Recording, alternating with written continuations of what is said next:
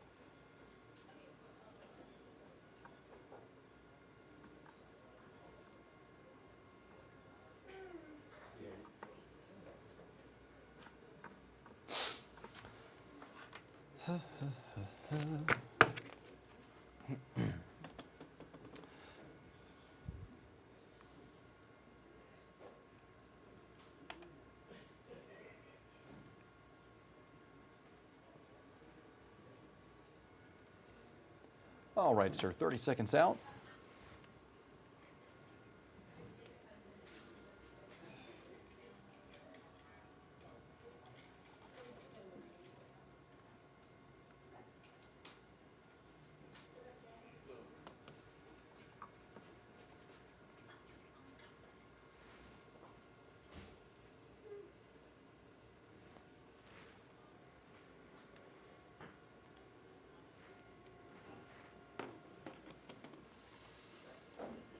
Good morning and welcome to the Action News 5 Digital Desk. I'm Parker King. We'll get to your top headlines and your first look at weather. But first, I want to bring up a very special guest to talk about something very important. As months are starting to warm up, as we all very well know, it's more than the humidity we need to worry about. It's the UV rays and the harm it can have on our skin. I have with us a friend of the program, Dr. Martin Fleming, a surgical oncologist with Regional One Health, to talk to us more about how we can better protect ourselves as we're going to find ourselves outside more. Dr. Fleming, thank you first and foremost for joining the program and giving some evidence-based insight, some medical insight to this.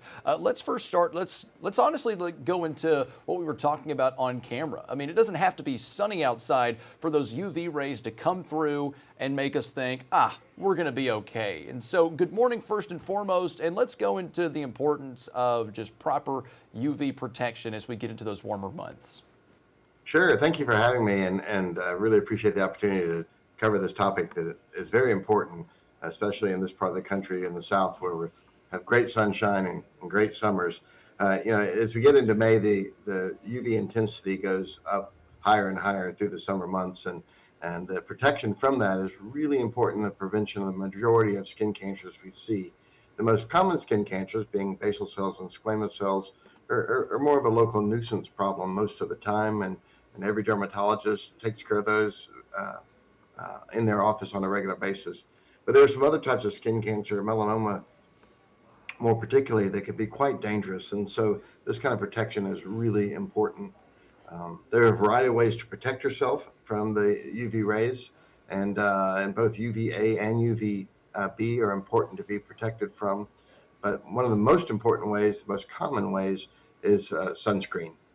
We know we're going to be out and about, and we're going to go to the beach, and we're going to have a good time. And I tell patients all the time that is absolutely okay. But you can protect yourself in a way that prevents the sun from causing you future damage by using sunscreen.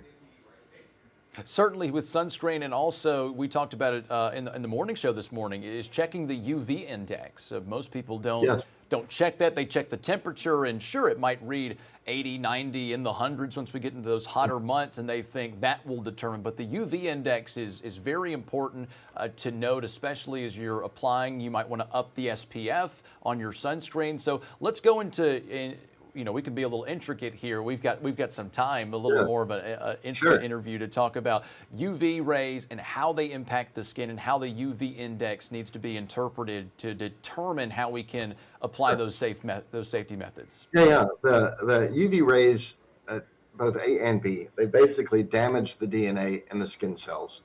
They kill skin cells, and so that damage equates to future changes that turn into cancers as time goes by.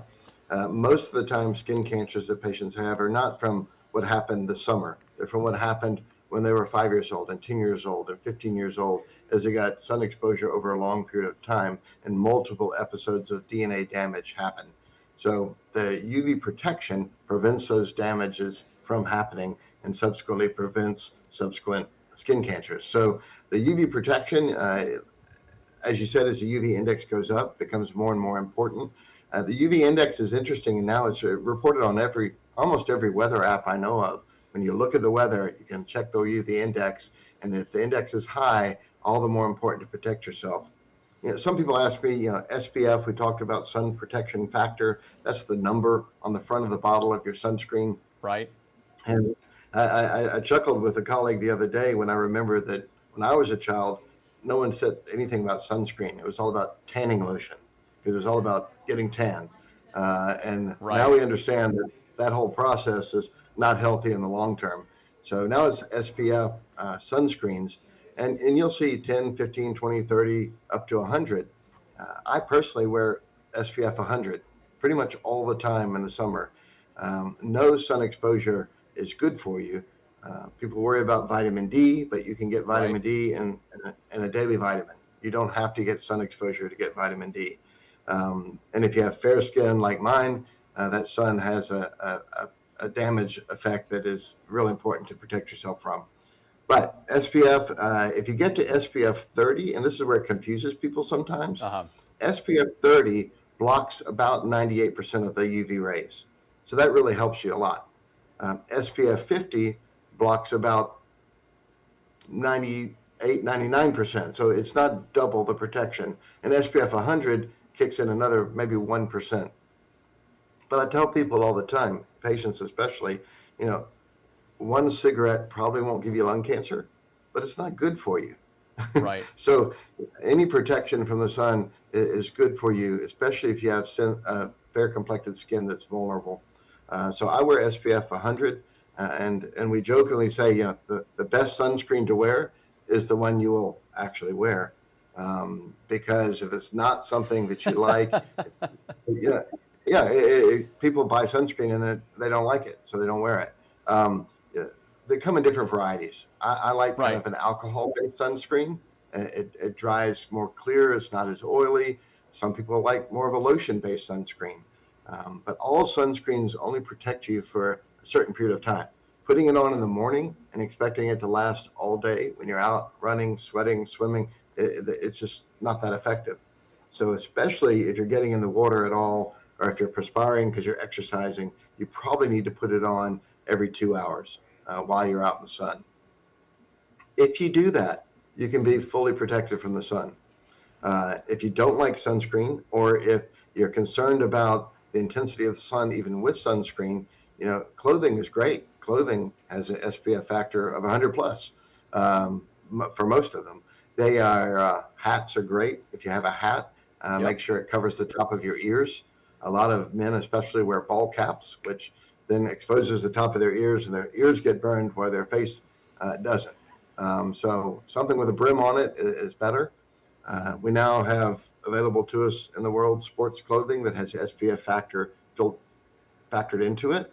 And so those clothings for fishing and sports and things can really be helpful as well.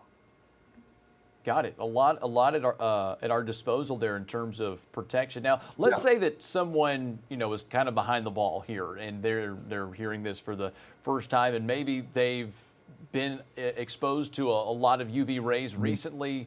And so when we talk about the subject of skin cancer in your particular realm of oncology, what are some of the symptoms people can look for if maybe they had a pretty hefty bout with sun exposure and they're wanting to know if they're okay or if they should get checked out by a specialist? What should someone be on the lookout for?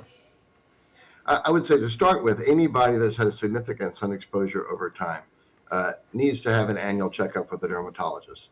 Get looked over head to toe, because things will happen that you won't even know are there, either because they're on a part of your body that you don't see, like the middle of your back, or they're subtle enough that you don't know that they're significant. So an annual visit with a dermatologist for anybody with significant sun exposure is really important. But if you're self-monitoring, which I also recommend people do, with mirrors, especially for those areas where you can't see, If you see a new spot that you know for sure wasn't there, and you monitor it for a week or so, maybe put a little lotion on it to make sure it's not just an area of rough skin or some sort of mosquito bite or something like that, and it stays there and persists for more than a couple weeks or is starting to change, then you need to have it evaluated, especially if it begins to break down and bleed a little bit.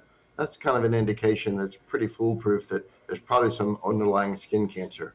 And again, most of those, they're nuisances. They're small problems. They're easily fixable. They're easily treatable, but they don't go away. They just get bigger. And some percentage of them, some small percentage of those actually can be life-threatening problems, even when they're small. And that's why those interventions are real important. Right, right. Try to snuff it out, nip it in the bud before it turns into Absolutely. something that could be, like you say, life-threatening. I mean, some great advice. Like we said off camera, I could have used this. No skin cancer, fortunately for me, but a pretty bad sunburn on my back. Should have probably reapplied the SPF. I used SPF 50. That's mistake number one. I might take you up on the 70, maybe up toward to 100, because I don't want to experience that again. Any final thoughts, Doctor, on as we enter the summer months? Just a final thought as we get folks ready for the kids out of school, summer vacations planned, 4th of July coming up. For what people need to be on the lookout for and how to keep themselves safe. Three things. First, if your sunscreen is old, replace it, because over time it quits working. And I usually tell my patients, replace it annually, because if it's sitting on the shelf all winter, the sun protection factor may be going away, and you may set yourself up for problems. You're being very diligent, you're putting it on, and it's just not working very well. So replace it annually. Second is, children are particularly vulnerable. Their skin is very sensitive, and those bad sunburns early in childhood really set people up for problems 30 years later when they're an adult. So protect your children, use sunscreen, reapply it. And then thirdly, I tell people, you got to live your life. You got to go do the things you like to do. You don't have to live in a cave, but at the same time, you can be smart about it. So people that play golf, I say, put sunscreen in your golf bag, put sunscreen in your glove compartment. People that work outside, have it available to you, because if it's only on a shelf at home in your bathroom, inevitably when you get to that place where you need it, you'll go, dang, I should have put it on.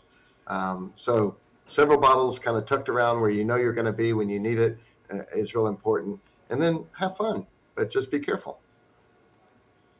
I love it. No, I'm definitely going to put a bottle of sunscreen in my golf bag now. So Dr. Martin Fleming with Regional One Health, thank you for coming on, spending the next 10 minutes giving us some medically backed insight on how to protect ourselves in the summer months. We appreciate it. Happy to do it. Thank you. Always grateful for the folks at Regional One giving us their medical professionals to help give us some lasting advice on how to keep ourselves safe or healthy throughout the year. After the break, we're going to have a look at your top headlines, plus a look at weather and some additional interviews coming up here, right here on the Action News 5 Digital Desk. Stay with us.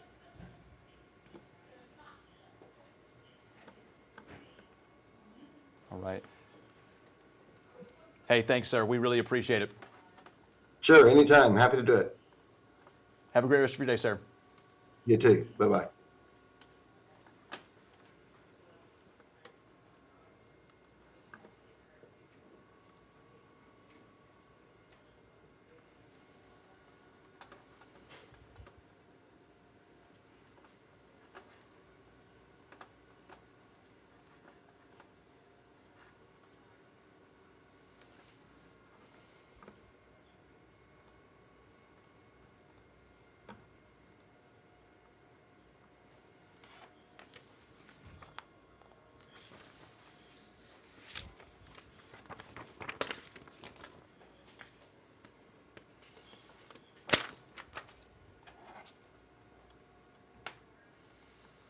Welcome back to the Action News 5 Digital Desk, folks. I'm Parker King. Here a look at your top headlines as we get ready for the rest of our show on the Digital Desk and as we lead up to Action News 5 at midday.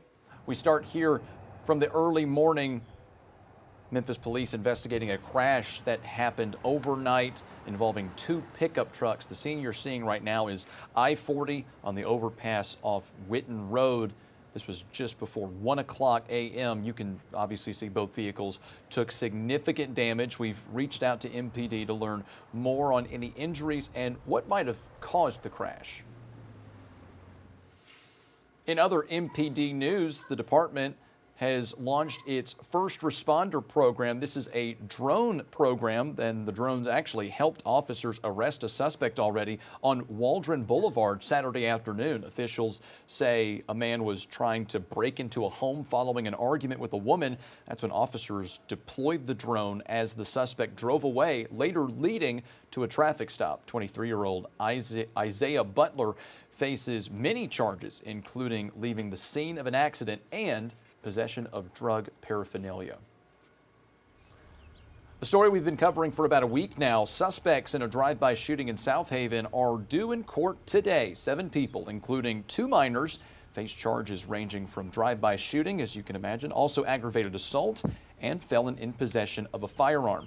South Haven police say multiple vehicles were hit, but fortunately no injuries were reported. This exclusive video you're looking at right now shows significant police presence outside of a home near the shooting at Gibbons Cove. Staying in DeSoto County now for a tragic story. A 13-year-old boy has died after falling into a lake in Walls. Deputies rescued the teen from the water and rushed him to the hospital, where he later died. A local swim instructor says tragedies like this highlight the importance of water safety and swim education, especially during these summer months. It's still unclear what caused the teen to fall into a lake. According to the American Academy of Pediatrics and the American Red Cross, parents should always tell their kids to not swim unless an adult is present and watching nearby. Crime in Memphis is down 40%, at least that's according to city and police data. But with summer approaching and crime trends rising in recent months, questions remain about whether those trends will last. Law enforcement agencies say they'll continue using technology, targeted enforcement, and additional resources to keep crime down throughout the summer. Research does show that even an 18-degree increase in temperature can lead to a 9% increase in risk of violent crime, leading to more crime in warmer months. A very spirited town hall here in Whitehaven as years of frustration came to a boil over the long-delayed construction of Elvis Presley Boulevard. It was standing room only. This was an event organized by Memphis State Senator Ramesh Akbari. Now, construction, as many are aware, in the middle segment, right in front of Graceland. This started in last April. The project does include new sidewalks, storm drainage, paving, and landscaping. That portion of the project is not scheduled to be complete until next year, but the entire project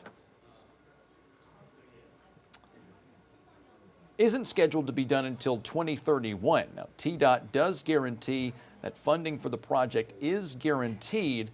A major part of the project is complete, however. MLGW says all of the utility lines have been placed underground.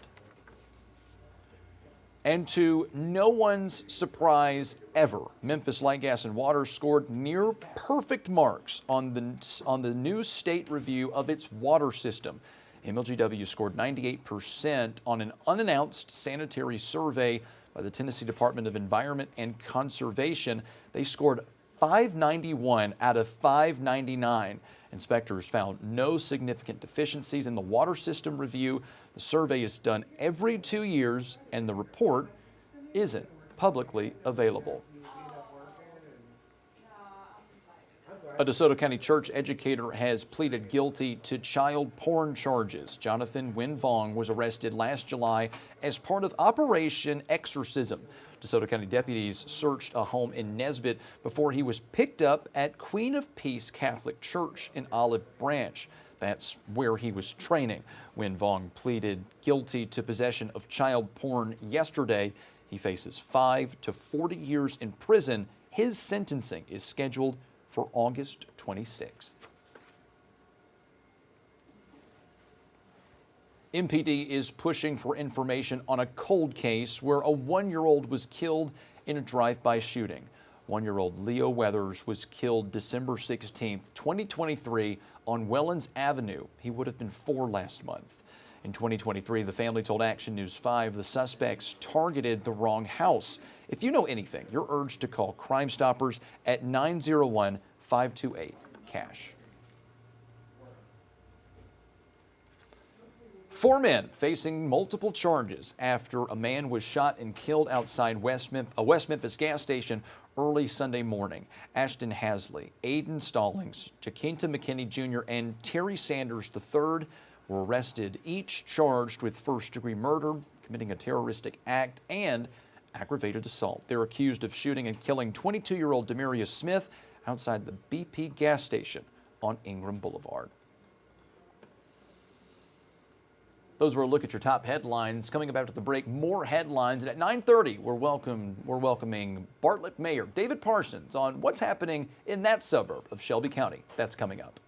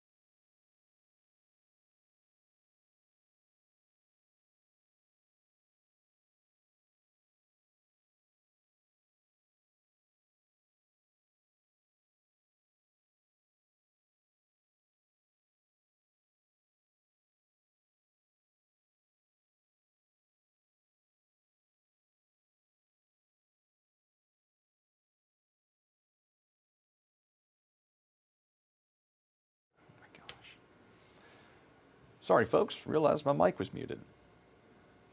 We're talking about the 100 deadly days for teens. This is what experts are sounding the alarm on for dangers of the road, especially for those teen drivers we're talking about. Right now, we're in what's considered, as I just mentioned, the 100 deadliest days for drivers. AAA says there are several risk factors for deadly crashes, including distracted driving and having other people in the car with a young driver. The NHTSA says the chance of dying directly relates to the number of teens in the car, and another risk is speeding and not wearing a seatbelt. Registering your vehicle in Tennessee is already hard enough, and it will soon require more paperwork and proof. Lawmakers approved legislation that requires drivers to provide proof of insurance or other financial responsibility when initially registering a vehicle in the state, and proof of legal status when registering or renewing a vehicle. The law is set to go into effect July 1 of next year and will also significantly increase the fines for those without coverage. It was $25. Now the first offense is $500. The second offense, $1,000. New work requirements are now in effect for the Supplemental Nutrition Assistance Program that we all know as SNAP. People who are 18 to 65 without dependents and are able to work must now work or attend a work program for at least 80 hours per month to get these benefits. Parents and other household members must also meet these requirements if the dependent child is 14 or older. These changes are part of President Trump's spending bill. It included a $186 billion funding cut for SNAP through 2034. Also in benefits news, money meant to feed Arkansas children this summer is being stolen, and some families are getting left without nothing. Summer EBT gives qualifying kids $120 from the federal government per month to pay for food over the summer. Instead of going to children, hackers are trying to take that money. The Arkansas Department of Human Services gives out these funds, putting them on EBT cards. Because of the scams, DHS is asking recipients to reset their PIN numbers. DHS has not explained yet how these thefts are happening, but has tracked transactions back to Pennsylvania and New York. Now to some sports news. A Tennessee Tech alum will act as an assistant referee in the World Cup. Brooke Mayo graduated Tennessee Tech in 2011. She was a standout on the Golden Eagles, and this isn't her first experience under the global spotlight. Mayo was an assistant referee in the 2023 Women's World Cup in Australia, officiated the 2024 Olympic Games in Paris, and worked matches during the FIFA Club World Cup in 2025. How about that for a resume? And if you don't know in basketball news, you living under a rock, because tonight marks the start of the NBA Finals between the New York Knicks and the San Antonio Spurs. This is the first Finals appearance for the Spurs since 2015, and the Knicks have waited 27 years for their Finals appearance, with their last time being in 1999 against the Spurs. Tip-off is tonight in San Antonio at 7:30. Ole Miss star running back Kejuan Lacey is the cover athlete for the upcoming college football video game. Lacey was a huge part of the Rebels' first college football playoff berth last season. He led the country last season in carries and ranked third nationally in rushing yards. He also had 24 rushing touchdowns to boot, setting the single-season record at Ole Miss. So be on the lookout. You might find him on a billboard near you. And how about this? Dynasty? Question mark. The Hernando High School Lady Tigers softball team is the winner of this year's MHSAA Class 7A state championship. That's the pinnacle, folks. That's the top division for the biggest schools. And Hernando took home their second in a row state title. They defeated Ocean Springs this year and finished the season with a record of 35-5. Congratulations to other North Mississippi teams. South Panola also won the 6A title. Lafayette High School won the 5A, and Kossuth won the 3A. I said this when the news came out. Do we own high school softball in North Mississippi? I don't know. Jury's out. There's only 7 divisions, 1A through 7A, and we've got 4 of them. I don't know. Call me crazy. I just might be a big softball fan. Anyway, coming up after the break, guys, we've got an interview with David Parsons, the mayor of Bartlett, and a first look at your weather forecast with First Alert meteorologist Riley Winch. Stay with us.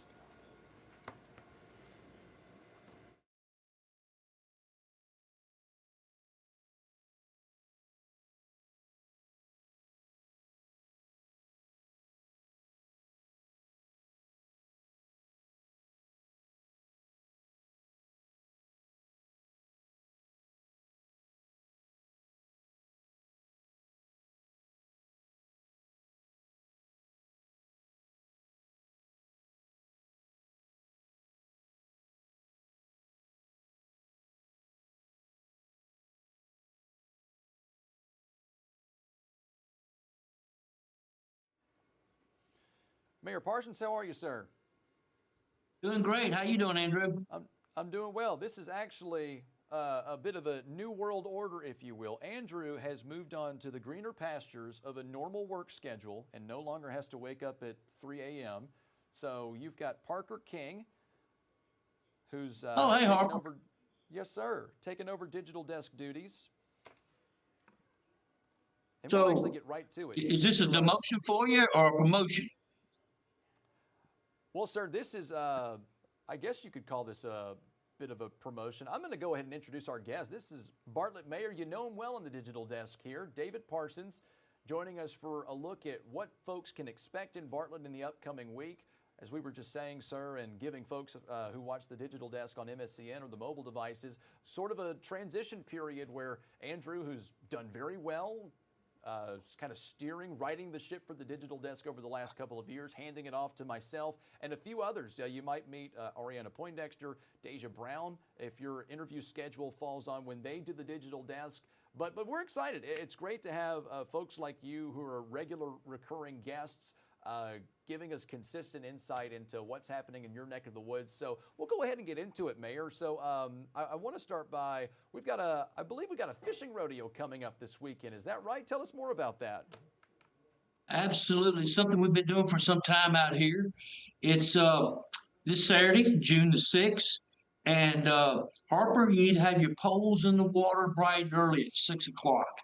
It's held at Appling Lake next to our BPAC, our Bartlett Performing Arts and Conference Center is at 3663 Appling. Harper, we put 1,400 pounds of catfish in there this week and got more coming.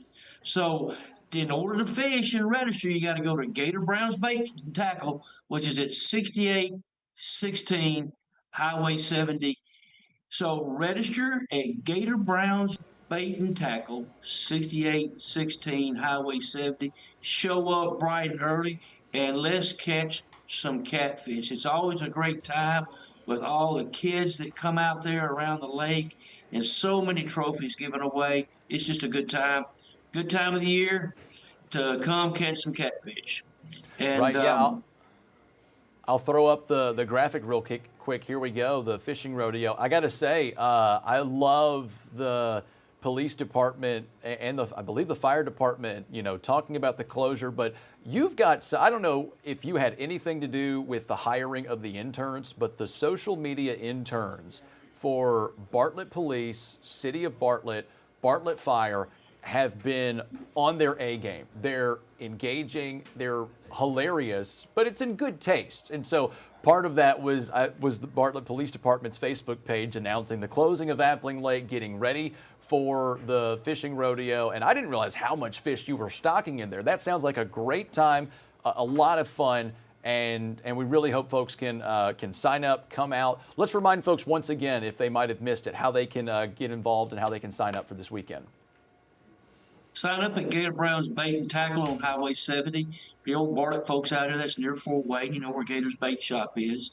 So just go register, and then I get over early, about 6 o'clock sunrise, get your spot, and just have a great day over there fishing. And Harper, thank you talking about the interns. That's something we started a couple of years ago, and it's a way in Bartlett we're trying to get our high school students into a career path that they may like, and we've got police, fire, public works, just all kind of different things. We want our kids to know that when they get out of school and can make a career choice, that Bartlett's one of the places that they can choose. And right. No, yeah. talking from Action, I was going to say from Action News 5, give them our regards, because I mean we appreciate their work. I mean they're timely, they're informative, and knowing that those are interns, high school interns. I mean it's encouraging to see those young people choosing to go into those fields just to dip their toe in the water and see what it's about. But that actually segues perfectly into the Youth Citizens Police Academy we've got coming up. There's no spots filled, but talking about how this is kind of a newer thing, or I believe it's a week-long course, gives folks a look at the police work, and you're booked solid. You've got 2 sessions. There's no seats filled, but it's encouraging to see that so many young people, whether you talk about the interns or you talk about the folks going into the Youth Citizens Academy, that there's a lot of interest in serving the city of Bartlett at a young age. Yes, it is. And so I guess, Harper, what that tells you is fills up quick. You need to be looking at next year's class in 2027. We do that 2 times in June, the week of June 8th and the week of June the 22nd this year. Awesome. Awesome. Very awesome. Now, we've got a couple more things. I'm trying to make sure I get it in chronological order, but Food Truck Friday is back from what it looks like. And in the sense of food, we've also got the Bartlett Station Farmers Market happening every Saturday. I love the culture of Farmers Market, how it's being seen across our area, where more and more people are setting up farmers markets. Now, that's not to say Bartlett's Farmers Market is brand spanking new, but just letting folks know, if they're not aware, that these options, whether we're talking about Food Truck Friday or if we're talking about every Saturday during the summer months, the farmers market, there's a bit of a culinary scene springing up during these summer months as we get into the weekends. Yeah, folks like to eat. And I mean, at the farmer's market, you can get veggies, crabs, steaks, breads, dog treats, and cheese dip. They got some great cheese dip out there. My wife and I was out there last Saturday getting our cheese dip, and Food Truck Friday is just a place to just pull over, come back, relax, and have a great environment, a little music center, the pavilion. The great thing about the uh, the pavilion, the McDonald Pavilion we have there at Freeman Park, is I don't know how we did it, but it seems to always be a breeze blowing there, even in the heat of summer. So it's always refreshing sitting under those fans and enjoying something to eat or purchasing something to eat. I love it. And so Appling Lake seems to be the spot for those who don't know. We've got a lot of community events that are happening there at Bartlett. So, trying to keep it in chronological order, we've got Music by the Lake. That is back. So let's tell folks about that. What can they expect? And I'll throw up the graphic here too so we can let folks know about the dates. You know, in June, dog days of summer, whatever you want to call it, what better way to close out a week is on a Friday night. Come sit around a lake, enjoy a breeze, and listen to Almost Elton on the stage at 6 o'clock. Phenomenal. Great music. If you've not heard Almost Elton, if you're a 70s fan or an Elton John's fan, he'll sing everything Elton and sounds just like Elton. And that's on June the 12th. And then you come back on June the 26th and hear Almost Famous. Uh, 2 years ago, I think they was back. It's not been that long ago that Almost Famous was there, and I mean the street was full, all around the lake was full. People was across the street. It was just a fantastic time. So great, two great pieces of entertainment to come to Bartlett and charge them. We've got the price, I think, where you can afford it. It's free. So all you got to do is bring your chair, pack your cooler, sit down, relax, and spend the evening with us around the lake. You got me there with the price that's affordable. I'm like, oh, I don't remember there being a price. It's free, which you gotta love, and a great way to end your Friday. Let's also remind folks about the fireworks show.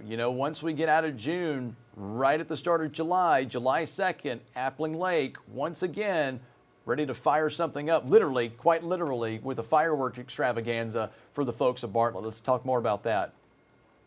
It's always a good time. We shut the street down, shut Appling down right there. Streets are full. Got food vendors there. The fireworks I think are usually nine-ish sometime that night. But we have a community choir band playing. Got great bands playing. Bring your yard chairs. And there's usually a little car show there too. So there's plenty to do, plenty to grab something to eat, And tell you what I like about it the most is just sitting in the chair and seeing your neighbors, your friends, and all those folks that living in Bartlett just come by and catch up on conversation that you hadn't seen in a while. So it's a great, relaxing night to come out and show your patriotism and show a fantastic fireworks show that we always have out there. Awesome. I mean, there's just few things for me personally beat an early July, 4th of July weekend, fireworks show, your classic picnic style, hot dogs, quilt in the tailgate of a truck, and just appreciate fireworks among your neighbors, fellow citizens, all coming together. It's a great time. I feel like every small town has their own special flair. Bartlett seems to have their own, and getting ready for that July 2nd extravaganza. I want to take a step back because we've talked a lot about fun, but there's also an important opportunity for service. June 20th, we've got the park cleanup day. Let's tell folks about that. If they want to get involved, you got places like Appling Lake, and they're such a great asset to the city because you're able to keep it clean, keep it safe, and so. But the public can have some physical buy-in, if you will, if they want to come and not necessarily with Appling Lake, but help with the other parks in Bartlett and keeping them clean. Let's give more information about that, and I'll throw up the information. We have 3 parks that annually we try to allow the citizens to come and get involved and clean up. And we always have a lot of folks come and join us at Freeman Park, Dixon Brewer Park. It's over near the high school, and Stone Ridge Park is there off Altaria. So you're walking around picking up trash, picking up sticks, just getting it tidy around there, taking care of those housekeeping needs that at the start of summer, every park needs a little TLC right there. And one of the good things about it, if you're a high school student and you need service hours, all you have to do is call 385-5590 and tell them you're wanting to volunteer, and we'll make sure that those high school students get the hours, kill two birds with one stone, you might say, get your service hours and do a good deed for the city and the community. Good deeds, lots of fun, and some pretty funny social media posts from the good people of Bartlett. Mayor David Parsons, any last thoughts before we let you go for this latest iteration of what's happening in Bartlett? Well, if you're listening out there this morning, why don't you just go on and get your June calendar out and pencil every Friday and Saturday in, because we have something every month for you to enjoy on Friday and Saturday for the whole entire month of June. And when you get through, come back at the 1st of July and we'll fill July's up for you also. He's very passionate. You saw him slap the July table, kicks camera off. shook a little bit. Yeah, once July kicks off, we'll have you back on because we want Yes, people to sir. pull out their calendars and get ready for what's happening. Mayor Parsons, thank you so much for coming on once again. As I said, Andrew's on to greener pastures, if you will, schedule-wise. So hopefully we get to know each other a little better on the digital desk as we try to let folks know what's happening in Bartlett. Thanks again for coming on. We're excited. Thank you for having us. And if you did miss that and want to go look at what's happening in Bartlett, we will have this interview available on our YouTube page and, of course, on the streaming services like Roku and the other smart TV apps that Action News 5 is able to publish to. Stay with us after break. We're going to have a first look at your weather forecast with First Alert meteorologist Riley Winch. Stay with us.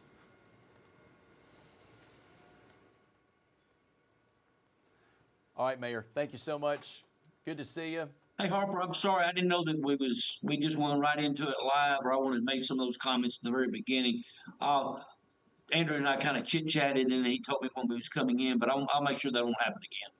Oh, no, it's fine. It just was I guess the luck of the commercial break, if you will. It was just time to where we could go now or we could go into something else and it would be a few minutes before you got on. So next time we'll probably have a little more time to chit-chat like you and Andrew typically do. Good deal. Thank you. I can tell we're going to have some fun. Yes, sir. That sounds good. We'll see you next time. Thanks again. Thank you. Bye-bye.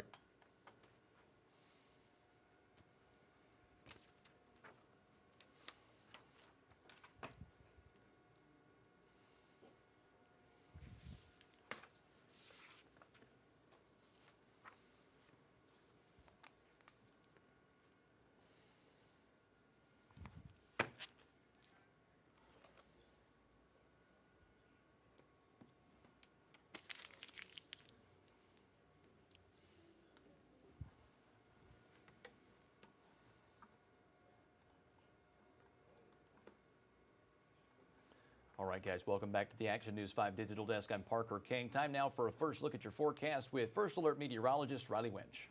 Good Wednesday morning. I'm First Alert meteorologist Riley Winch, and we are talking about some mostly sunny skies. Can you tell where the high pressure is right now? If you guessed off to the north and east, you'd be right, because that's where we have a lack of that cloud coverage, those drier conditions, and that's also helped to filter in some less humid air to the region. So some great news for everybody that wants some outdoor activities. We're in for a pleasant next few days as temperatures warming up through the 70s this morning, make their way into the mid 80s as we head towards the middle part of the afternoon after 3 p.m. I think we get up into the 80s around noontime, and that comes with skies that are going to be on the mostly sunny side as we head throughout the day. May have some partly cloudy periods, especially later on in the day and evening, but that is going to come along with some warm temperatures regardless. So maybe it's a day you want to spend in the shade, but it's not a day that you're going to be having those feel-like temperatures in the hundreds like they were on Monday when things were really muggy. That was a soupy atmosphere. This is more what I called a chicken soup atmosphere rather than a pea soup atmosphere. It's a less thick kind of broth. It's a less thick kind of air out and about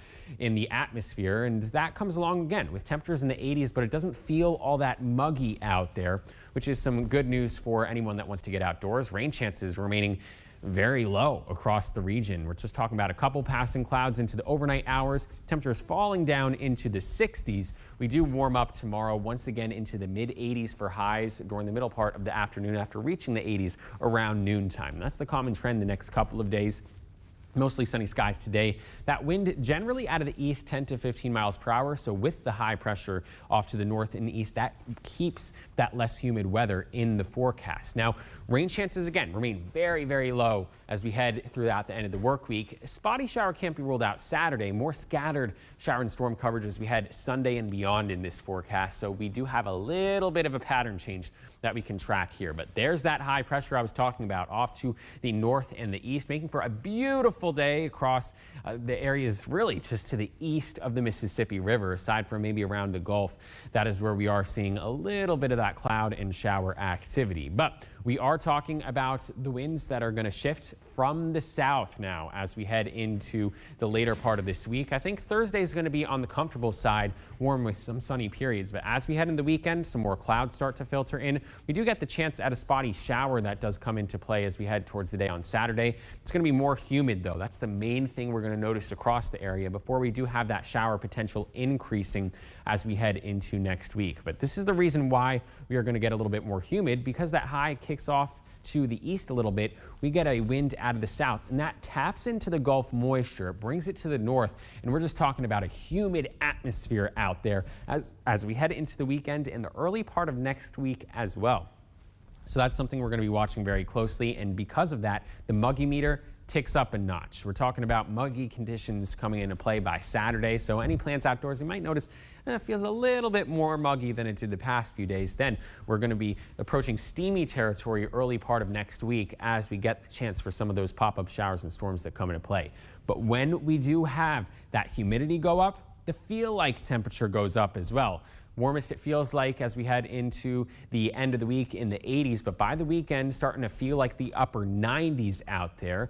So it's going to feel a little bit muggy, not quite as muggy as where we were on Monday. However, the humidity's coming back, and you really can notice that with the overnight lows. We wake up around sunrise in the middle 60s tomorrow morning, Friday morning. By Saturday morning, coolest temperature during the day is going to be around 70 degrees after sunrise, mid 70s. Is the lowest temperature by the time we head into many of the days next week. That comes along with those scattered showers and pop-up storms that we'll have to contend with as well. So definitely entering a summer-like pattern, periods of sunshine each day, but we are going to see that humidity come back. It is June after all, so we'll take all the low humidity days like today that we can get as they come. All right, thanks so much to Riley Winch for that. A couple of news items from national headlines. If you remember, Memphis was not the first city to have the National Guard deployed. It was our nation's capital, Washington, D.C. And so some folks are now asking the question, did that deployment actually cut down crime? As we continue to report the crime trends in Memphis and the effect of the Memphis Safe Task Force, we have Rafael Sanchez Cruz to show the impact or lack thereof, potentially, in the nation's capital. We're not done. As the Trump administration prepares for another summer surge, a new study by the Niskanen Center here in D.C. says last August's deployment of around 2,000 Guard members had no measurable impact in bringing down D.C.'s violent crime. Violent crimes are very targeted, particularly in interpersonal relationships, and you have a clear target and a motivation. Richard Hahn is one of the authors of the study, which says there was a drop in opportunistic or property crime like car theft, especially in tourist areas where the National Guard members were deployed. The drop in property crime is probably most attributable to the visible presence of a uniformed body. Now, whether that's a police officer or if that's a National Guard troop. We've maintained this whole time, though, that we don't believe that National Guard should be doing law enforcement activity in the district. DC's Deputy Mayor of Public Safety, Lindsay Appiah, says among her takeaways from this study is that MPD's proactive enforcement is working. And that is what you've seen over the past couple of years. Police in community, walking foot beats, doing community walks, and actually enforcing things. Based on public data, the study says the daily cost of a Guard member is $607 per day compared to $384 for an MPD officer. It's estimated that the Guard's deployment between August through December costs about $185 million. It's not something that I can answer. Hahn says he can't answer whether the deployment was worth it. Despite the fact that the Guard may have very little effect, you still might see a case for deploying them now just to make people feel better and feel safer. But members of the group Free DC could not disagree more. They're just laying the groundwork to normalize a military occupation. All right, coming up after the break, we're going to have some good news and a look at your top headlines as we head into the 10 o'clock news. At the top of the 10, we've got a very special guest, a recurring guest for the show. It's Jalen Suchak from the I Love Memphis blog to let us know what events Memphians and Mid-Southerners can expect in the month of June. That's coming up.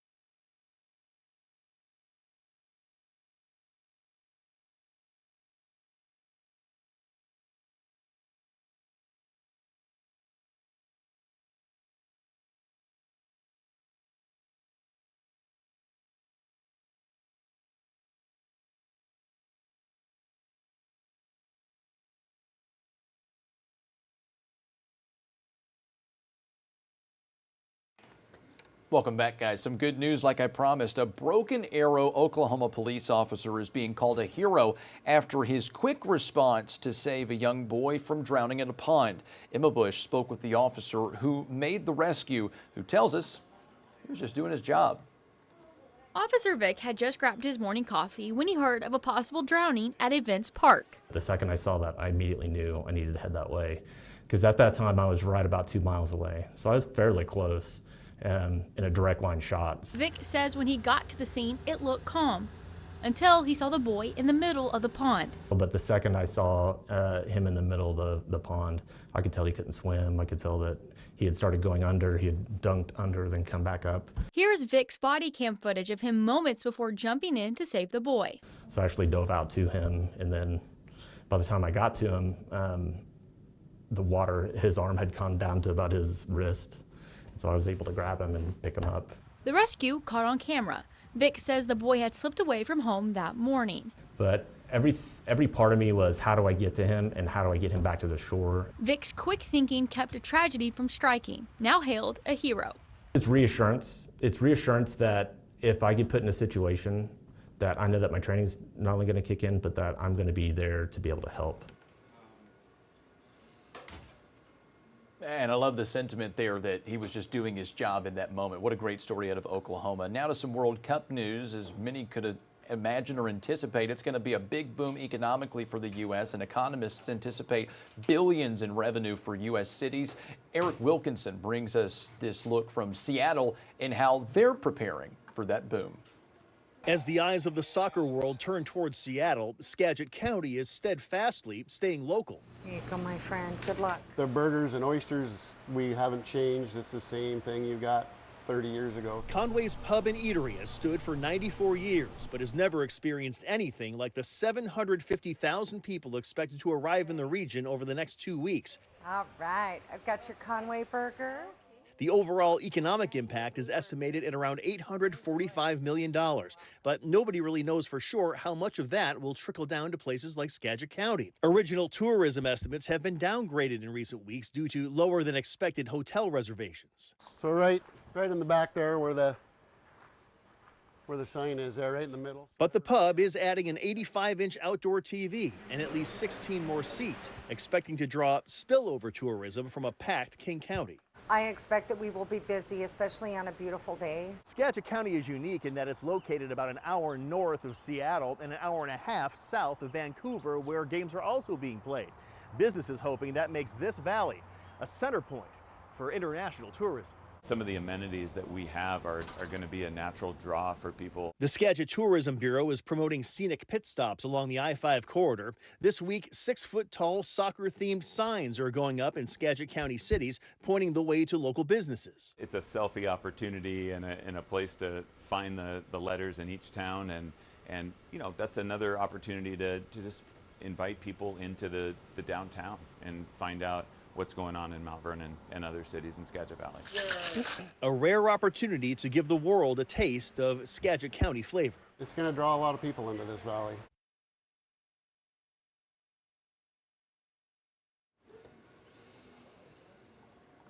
All right, guys, as we inch toward the end of this hour of the Action News 5 Digital Desk, let's take a look at your top headlines as we get ready for our interview with Jalen Suchak from the I Love Memphis blog.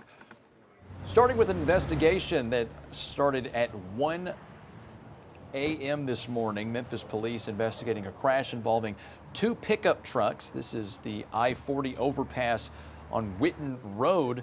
You can see both vehicles took significant amount of damage. We've reached out to MPD to learn more on the injuries and what might have caused this crash. And you might be seeing drones this summer. It's part of MPD's first responder program. The drone helped officers arrest a suspect on Waldron Boulevard recently. Officers say a man was trying to break into a home on Saturday following an argument with a woman. That's when officers deployed the drone as the suspect drove away, later leading to a traffic stop. 23-year-old Isaiah Butler faces many charges, including leaving the scene of an accident and possession of drug paraphernalia. In a story we've been covering for over a week now, suspects in a drive-by shooting in South Haven are due in court today. Several people, 7 people exactly, including 2 minors, face charges ranging from drive-by shooting, aggravated assault, and felon in possession of a firearm. South Haven police say multiple vehicles were hit, but fortunately no injuries reported. This exclusive video you're looking at now shows, as you can very well see, a significant police presence outside a home near the shooting's location on Gibbons Cove. Staying in DeSoto County, a 13-year-old boy has died after falling into a lake in Walls. Deputies rescued the teen from the water and rushed him to a hospital where he later died.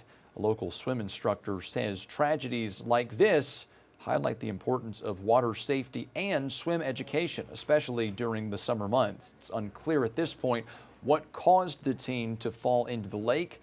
According to the American Academy of Pediatrics and the American Red Cross, parents should always tell their kids not to swim unless adults are watching nearby. According to city and police data, crime in Memphis is down about 40% compared to last year. But with the summer approaching and crime trends rising in recent months, questions remain about whether those reductions can last. Law enforcement agencies say they'll continue using technology, targeted enforcement, and additional resources to keep crime down through the summer. Research shows that even an 18-degree increase in temperature can lead to a 9% increase in risk of violent crime, leading to more crime in those warmer months. Well, it was standing room only at a town hall meeting last night organized by Memphis State Senator Ramesh Akbari. This was years of frustration coming to a boil in Whitehaven over the long-delayed construction of Elvis Presley Boulevard. Construction of the middle segment right in front of Graceland started last April, and the project includes new sidewalks, storm drainage, paving, and landscaping. That portion of the project is not scheduled to be completed until next year, but the entire project isn't scheduled to be done until 2031. TDOT does guarantee that funding is guaranteed. Now, a major part of the project is complete. MLGW did say all of the utility lines have been placed underground. Speaking of MLGW, they scored a near-perfect mark on a new state review of its water system. MLGW scored 98% of an unannounced sanitary survey by the Tennessee Department of Environment and Conservation. They scored 591 out of 599. Inspectors found no significant deficiencies in the water system review. The survey is done every 2 years, and the report isn't publicly available.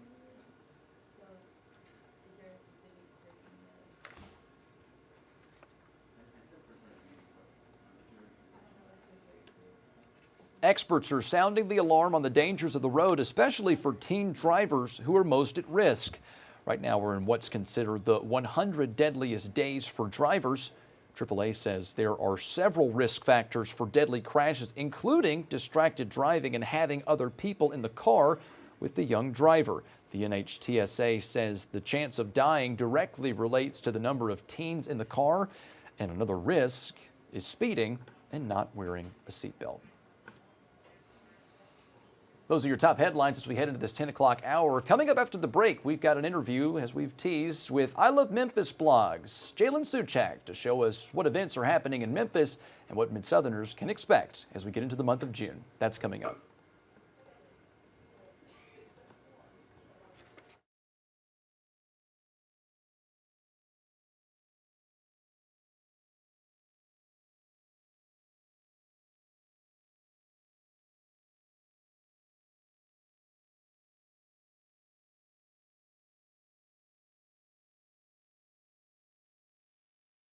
We forget. Jalen, it's your boy. Hey, how are you? I'm well. How are you doing? I'm good. Just so I know you know, you I'm can't not sure, see but me. I can't see it yet. I know you can't see me. It's Parker. I know your voice. I know you do. Some people don't. They accuse me of code switching sometimes. Patrick knows what I'm talking about. No, I don't. Yeah, you do. Oh, yeah, your news voice. When we and your get regular into our voice. neck of the woods, the drawl starts to come out a little bit. We start getting a little more southern. You do it. I'm looking at Patrick Ellis Well, right it's now. like then you have but- like a news voice or an in-person voice. That's right. You got to be able to blend in. Okay, we're coming up shortly, and then we're just going to chit-chat. It's going to be fun. All right. Sounds good. Welcome back to the Action News 5 Digital Desk. I'm Parker King. This happens regularly, but it's usually been with Andrew Douglas. And like with Mayor Parsons in Bartlett, this is hopefully the start of a nice and beautiful new friendship on the Action News 5 Digital Desk between myself and Jalen Suchak from the I Love Memphis blog, here to tell us all about what's happening in Memphis in the month of June.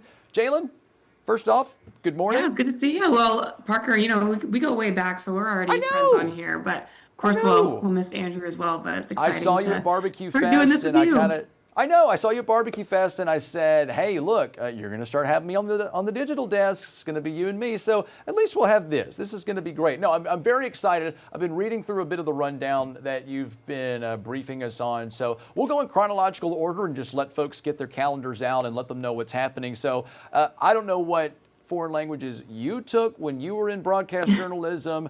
I took French, so I feel like I can pronounce this correctly when I say "Le bon appétit," which we've got on Friday, June 6th. That was probably terrible. If any French viewers are watching this, I apologize. But the event itself is going to be really fun. And Jalen, I'll leave the floor to you to talk more about it. Yeah, and I'm going to leave saying the name to you. So I think you did it great. I was a Spanish major, so we'll keep the French to you. Aha. But yeah, this is going to be a really fun event. I'm really excited. Ahead of this event, we got to do a tour of Le Bonheur to see kind of all the impact and the incredible work that goes on behind those doors, which was just amazing to see. And so this event, Le Bon, goes to support Le Bonheur Hospital, Children's Hospital. So it's hosted by Chef Kelly English. You know him, you love him, in the Le Bonheur Club. And this is really kind of, just a premier tasting event. There are dozens of Memphis chefs and like acclaimed chefs from across the country that will come to Memphis and put on, just a great food. You can, where you do traditional food events where you go up and you taste and you pull, you get back in line for the stuff you really like. So it's gonna be a lot of fun. It's at the Kent. You can stick around for the food, and there's going to be also an after party where they're going to bring in a bunch of mixologists, and that will be put on and run by the Good Fortune owners. And this, again, only happens every other year, so they can really focus on making this a really great event. It's raised over $1 million for Le Bonheur, and that's coming up this Friday, so it'll be really good. And I'm That's really awesome. excited for this one. We'd love to get the word out and help folks contribute to that. It's to a great cause like Le Bonheur.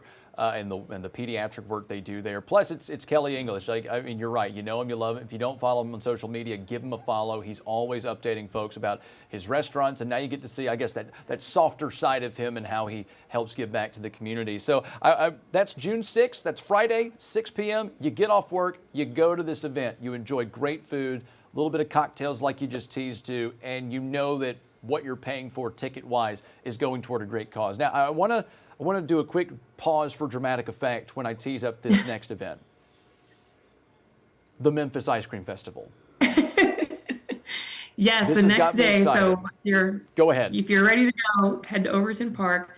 I want to say last year was the first year this event was put on, and it got slammed. It was in a small space, so they knew they had to get bigger and better this year. So it is from 2 to 5, happening at Overton Park. the big green space, and also kind of coincides a celebration with Overton Park's 125th anniversary. So kind of a little duo event there. So you will get a wristband. Tickets start at $15 for adults, $10 for kids. That wristband is going to give you unlimited tastings from Memphis's best ice cream shops. We're talking like Sugar Ghost, Margie's, and more. And then it'll also include a full scoop from whoever your favorite vendor is. And so obviously they bring in the ice cream, but then there's a lot of activities too as well. I mean, I say I'm going to bring my girls, but I would personally be interested. I would leave my girls at home and just do a little sampling of each. I mean, that sounds a lot of fun. It's baffling with as many great options we have of ice cream here in Memphis that there's never been anything like this, or at least in this regard, if this is the second year that we've done this. So very excited for that. Moving on to a bit of a series we've got for this month, the Orpheum Film Series. You know, for those who maybe aren't in Memphis and they just hear the Orpheum, I feel like there's that preconceived notion that it's only for the Broadway season, that it's only for maybe some B-listers that maybe won't pack out the Forum, but they come to the Orpheum and give on a great show. But these film series are really popular, and the theme is, I believe, 70s. So I'm excited about that. I mean, I was raised on Westerns and films from the 60s, 70s era, Alfred Hitchcock. So yeah, no, let's give folks some insight about, well, yeah, right. You know, so like what can folks expect in this latest iteration of the film series happening at the Orpheum this month? Yeah, and you know, kind of as you led on, the Orpheum is such a great community asset. They do a lot of community programming and events when they don't have those big shows. Like Beauty and the Beast, which just opened last night and was incredible. So definitely recommend going to that as well this month. But they have routinely done these movie series, you know, to bring in. What I really like about this is it's on the weekends, it's at 2 p.m., it's very family friendly. And so there are going to be 3 of them this month, and starting with Close Encounters of the Third Kind, that's going to be happening on June 13th. Tickets are $12 for these, are general admission. You can sit wherever you like, so that's kind of nice. You can get different views of the Orpheum because the building is just stunning. I love every time that I'm in there. June 20th, which I'm really excited for, it's one of the best movies of all time, is Jaws. Right. So maybe not super kid friendly, but if you have a brave child, you can bring them to that. And then June 27th is going to be another classic, and that's going to be Cooley High happening. Love all 3. And when was the last time you heard of a movie ticket that was $12? So, and for a venue such as that, I mean, that's great seat. Your feet aren't going to stick to the floor. There's going to be A+ venue seating for classic films. I bet the acoustics watching. I've never actually, now that I think about that, I love watching plays and concerts at the Orpheum. I've not been to one of these series yet. I bet the acoustics are incredible for that. So tickets $12. You heard it from her. The Close Encounters of the Third Kind, June 13th. Jaws, June 20th. And Cooley High, June 27th. And nestled in that, happening simultaneously, is the week-long craft brew celebration, the second annual Downtown Memphis Brew Hop. You know, we talk about the great ecosystem of ice cream. Of course, we've got our great ecosystem of barbecue, but we've got some really good microbrews that are around here in Memphis. Let's talk more about this second annual Brew Hop and what folks can expect when they look it up or try to get a ticket, or from the 15th to the 21st. Let's talk more that's about really kind of spearheaded by our great water. So that's why we have some great beer. Amen to that. Yeah, so if you're down for the Jaws showing, you know, you're already downtown, you can hit all these breweries. So really, the Downtown Memphis Commission kind of introduced this last year because downtown has seen such an increase of those breweries, you know, with the opening of Wiseacre, and you have Ghost River, who's done a bunch of renovations in their space downtown in South Main. It's amazing. Memphis Filling Station, which is the city's newest brewery, is also in the South Main neighborhood. So they really wanted to highlight that and highlight how, you know, the best part about these is they're very kind of walkable as well. So, you know, you're not getting in the car and having to drive as you kind of sample all these beers. But you can go to any of the 8 participating downtown breweries, tap rooms, or distilleries. They're going to have a really cool entry form that you can get, and you'll get them punched at different locations. And that will get you entered to win. If you go to at least 4 spots and turn it in, you'll get there's a bunch of summer prizes that you'll be able to be entered to win. If you go to all 8 locations, you're just going to get extra entries. So that's fun. There's like hotel stays, spa visits, dining gift cards that will be a part of that. And a lot of these breweries are going to be planning special events, you know, just not just like live music, but beer releases, doing some really fun things at their tap room. Ghost River is doing a music festival that weekend as well. So 2 days of live music. So it's going to be really great, and I'm really excited for it because I love our local beer scene, and it's just a really good event to kind of promote No, and I do celebrate too, them. and I'm pretty sure we've bumped into each other at the Memphis filling station before. And if you're not there to drink and you just want to supervise, go there for the popcorn because it's a great Ooh, time. and the calzones. They have one of the And the best calzones. Yes, Yes, we the both hot know honey Memphians, pepperoni. downtowners, you know. And so all of that's capped off, and it segues perfectly with the Memphis Brew Fest happening at Shelby Farms for that afternoon. So when that caps off, if you have a designated driver and you want to drive down Walnut Grove or Germantown Parkway and head to Shelby Farms, of course, we encourage safe driving when enjoying the local beer scene. Let's talk more about Memphis Brew Fest and what folks can look at. Yeah, so if you're not beered out, this is going to be a great event happening on June 20th out of Shelby Farms Park, as you said, from 4 to 9.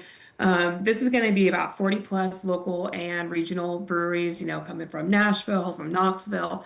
And again, it's going to be your typical kind of setup with tasting and drinking festivals where you'll get a wristband and a tasting glass, and you'll have unlimited pours for anything that you want to try there. So each brewer is going to be there on site, which I really like. Some of these beer festivals you can go to, and it's more like vendors or like the distribution companies that are pouring the beer. So you can really actually engage with these breweries, learn about the drinks. And, it's not going to be just craft beer. There's some hard sodas there as well, seltzer. So if you're not super into the beer scene, there's going to be a lot of variety to try there. So live music, of course, food trucks, vendors, should be like a really good celebration out there. And you can go general admission at 5, but if you want to get beat over the lines, there's a VIP entrance that begins at 4. Ooh, okay, a little VIP action. I love it. Yeah, something for everybody. Looking forward to that. And finally, we're going to cap off the month that following weekend with what we've got, the Memphis Tequila Fest. I didn't realize there are 50 plus varieties of tequila, but apparently I can find out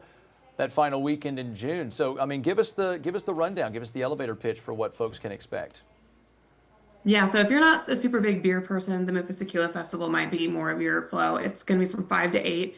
And that, again, like you mentioned, it's 50 plus brands. So, there's even a local tequila brand that should be present at this. But it's going to be the same thing. It's, it's a little bit harder. It's going to be a smaller little tasting glass that you'll be able to go and sample around and pick from all of the ones that are going to be set up there. But your ticket will limit you to 12 of them, which I think will be plenty enough for anybody there. Again, they're small pours. It's not going to be like your traditional beer tasting pour. But it's also just a lot of fun. There's a DJ, a cocktail competition, local food trucks, cigar lounge, photo ops. A lot of times at these venues too, these events too, they will give you the tastings, but they'll also make mixed drinks in it. So you can get kind of a larger pour that way versus maybe a little sample. But the proceeds for this do go to celebrate Volunteer Memphis as well. Love it. I would be concerned if I got a tequila tasting in a beer glass. That would end the day. No way. Real quick. No. That's I'd have my one and be done. Well, Jalen, let's let folks know, for those who don't follow the I Love Memphis blog, all of this information we've been talking about, that is available on the blog. Tell folks how they can look this stuff up, find more information about tickets if they didn't write down the logistics of everything, and how they can submit their own events if they have something in mind for the month of June or following months, so that we can get you back on and talk about what's going to be happening in the future. Yeah, absolutely. If you just go to ilovememphisblog.com, it's going to be the first feature story that has all of these events. I think we're about pushing 40 plus events happening in June alone, and that list continues to grow. We have Pride Month, so we have Mid-South Pride Fest this weekend, Juneteenth coming up. There are events all month long. Shell shows. There's just so much going on in summer, and people kind of tend to think the summer's slower, but I think this guide will prove that there's still a lot to happen. But I'm so glad that you mentioned bringing up submitting events. We really rely on people letting us know what's happening.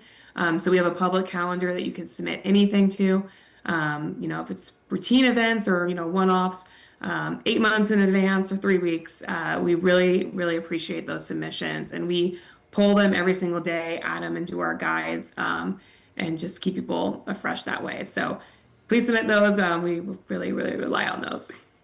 Perfect. No, Jalen Suchak, I love Memphis Blog, friend of mine, friend of the stations, friend of Memphis. That is what you are, and all of the events happening. We Thanks, really Margaret. appreciate you coming on. I've said this to all of the guests as we kind of enter this transition period. For those who watch the Digital Desk regularly, hopefully this is the start of a very nice and blossoming friendship as we welcome on the recurring guests like you and others. Thank you for coming on this latest iteration, humoring me and getting through my hiccups as I acquaint myself with this beast of an operation. But we'll see you next time, and we'll make sure folks know where to go, where to find more information on the I Love Memphis blog, and we'll see you next month. No, thanks, Parker. You were great. And again, congratulations to you as well. I'm looking forward to doing these with you every month. Awesome. No, yeah, looking forward to that in the coming months. And coming up after the break, guys, we're going to have another look at your top headlines here locally, nationally, and a first look at your forecast this hour with First Alert meteorologist Riley Winch. Stay with us.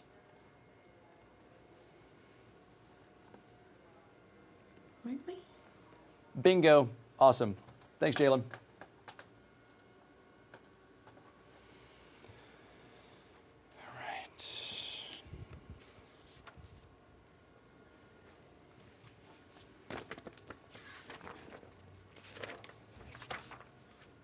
Hey, Matt.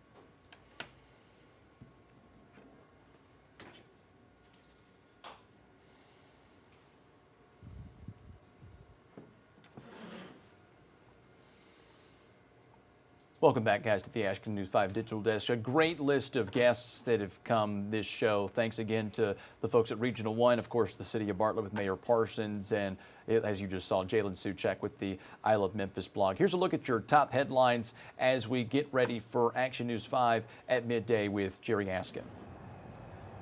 We're following breaking news from early this morning. Memphis police looking into a crash that involved two pickup trucks.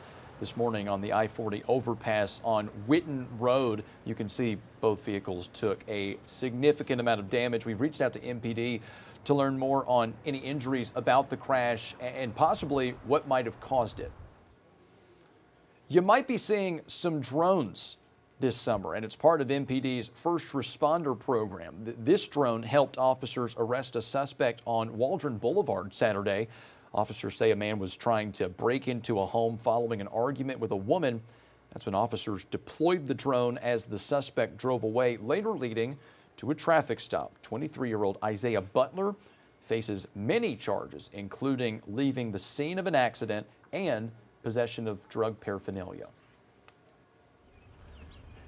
To a story we've been covering for several days now, the suspects in a drive-by shooting in South Haven are due in court today. 7 people, including 2 minors, face charges ranging from, of course, drive-by shooting, but also aggravated assault and felon in possession of a firearm. South Haven police say multiple vehicles were hit, but no injuries were reported, thankfully. The exclusive video you're looking at right now shows the significant police presence that was outside of a home near the shooting on Gibbons Cove. Staying in DeSoto County for a tragic story, a 13-year-old boy has died after falling into a lake in Walls. Deputies rescued the teen from the water and rushed him to a hospital where he later died. A local swim instructor says tragedies like this highlight the importance of water safety and swim education, especially during these summer months. It's still unclear what caused the teen to fall into the lake. According to the American Academy of Pediatrics and the American Red Cross, parents should always tell their kids to not swim unless adults are watching nearby. Back in Memphis, according to city and police data, crime is down about 40% compared to last year. But with summer approaching and crime trends rising in recent months, questions remain about whether those reductions can last. Law enforcement agencies say they'll continue using technology, targeted enforcement, and additional resources to keep crime down through the summer. Research shows even an 18-degree increase in temperature can lead to a 9% increase in risk of violent crime. Now to a frustrating scene last night in a standing room only town hall meeting. Frustration boils in Whitehaven over the long delayed construction of Elvis Presley Boulevard. This was a town hall organized by Memphis State Senator Ramesh Akbari. Construction in the middle segment of the road right in front of Graceland started last April, as many are aware. The project includes new sidewalks, storm drainage, paving, and landscaping. That portion of the project is not scheduled to be complete until next year, but the entire project isn't scheduled to be done until 2031. TDOT does guarantee that the funding for the project is guaranteed. There's no worry about that. A major part of the project is complete. MLGW says all of the utility lines have been placed underground. Still, residents last night's town hall said the project is taking way too long. In other MLGW news, they scored a near-perfect mark on a new state review of water systems. MLGW scored 98% on an unannounced sanitary survey by the Tennessee Department of Environment and Conservation. They scored 591 out of 599, folks. Inspectors found no significant deficiencies in the water system review. The survey is done every 2 years, and the report isn't publicly available. Back in DeSoto County now, a church educator has pleaded guilty to child porn charges. Jonathan Win Vong was arrested last July as part of Operation Exorcism. DeSoto County deputies searched a home in Nesbitt before he was picked up at Queen of Peace Catholic Church in Olive Branch. That's where he was training. Win Vong pleaded guilty to possession of child porn yesterday. He faces 5 to 40 years in prison. His sentencing is scheduled for August 26th. Memphis police are pushing for information on a cold case from 2023 where a 1-year-old was killed in a drive-by shooting. That's him right there. 1-year-old Leo Weathers was killed December 16th of that year on Wellens Avenue. He would have been 4 last month. In 2023, the family told Action News 5 the suspects targeted the wrong house. If you know anything about this case, you're asked to call Crime Stoppers at 901-528-CASH. 4 men are facing multiple charges after a man was shot and killed outside a West Memphis gas station early Sunday morning. Those men on your screen, that's Ashton Hazley, Aiden Stallings, Jaquinta McKinney Jr., and Terry Sanders III. All were arrested, each charged with first-degree murder, committing a terroristic act, and aggravated assault. They're accused of shooting and killing 22-year-old Demarius Smith outside the BP gas station on Ingram Boulevard. Stay with us, guys. More news after the break and a first look at your forecast with First Alert meteorologist Riley Winch. Stay with us.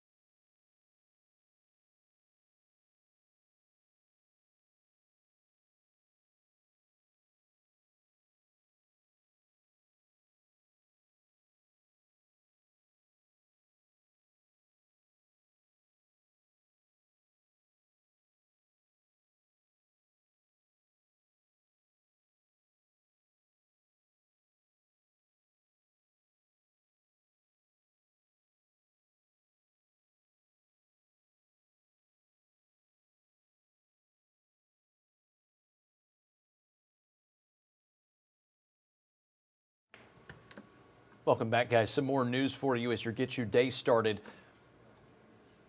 Experts are sounding the alarm on the dangers of the road, especially for teen drivers who are most at risk. This is when peak summer travel is in its height, and right now we're in what's considered the 100 deadliest days for drivers. AAA says there are several risk factors for deadly crashes, including distracted driving and having other people in the car with the young driver, that being the teen. The NHTSA says the chance of dying directly relates to the number of teens in the car, and another risk is speeding and not wearing a seatbelt. Registering your vehicle in Tennessee is already hard enough, but now it will soon require more paperwork and proof. Lawmakers approved legislation that requires drivers provide proof of insurance or other financial responsibility when initially registering a vehicle in the state, and proof of legal status when registering or renewing a vehicle. The law is set to go into effect July 1 of next year and will also significantly increase the fines for those without coverage from $25 to $500 on the first offense. The second offense will double to $1,000.